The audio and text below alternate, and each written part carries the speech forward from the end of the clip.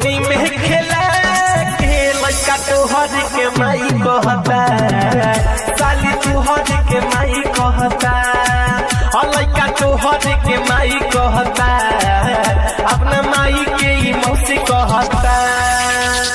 वही दिन से खोजता रोता चिल्लाता, वही दिन से खोजता रोता चिल्लाता, तुझा सबके मुस्काई कहता, साली तोहर के माई कहता, और अपना माई के ही मौसी कहता, और लड़का तोहर के माई कहता, लड़का तोहर के माई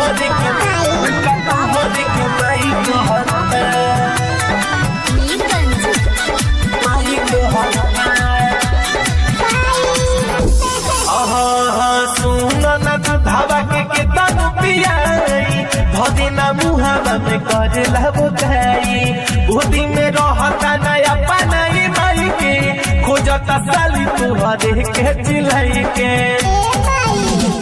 सुना ना दूधावा के तनु पियाई, भदीना मुहावा में कर लबो गई, गोदी में रहता नया पनाई माई के, खोजता साली तुहरे के चिल्लाई के।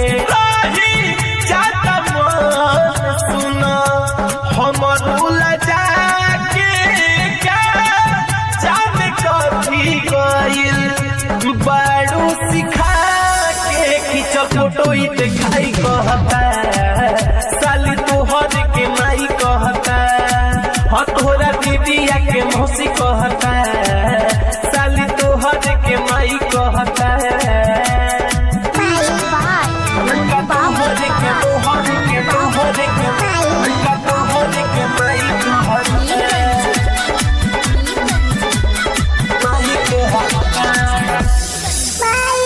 करत रही माना जनिए तना खिलाब, माई माई कहे के नया हाथ लगाब, मनलू ना बात तू कैलू है कामा, कहेला दिसी राजे जब तहर नामा।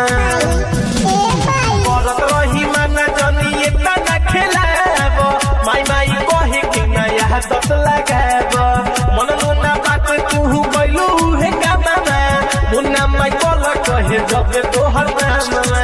आज कैल पानी हम एक समझाई, रख दिल बटे सबई जतिया डुबाई, एकाई के बोलाई कहता, साली तोहर के माई कहता, हमरा में हर के मौसी कहता, साली तोहर के माई कहता।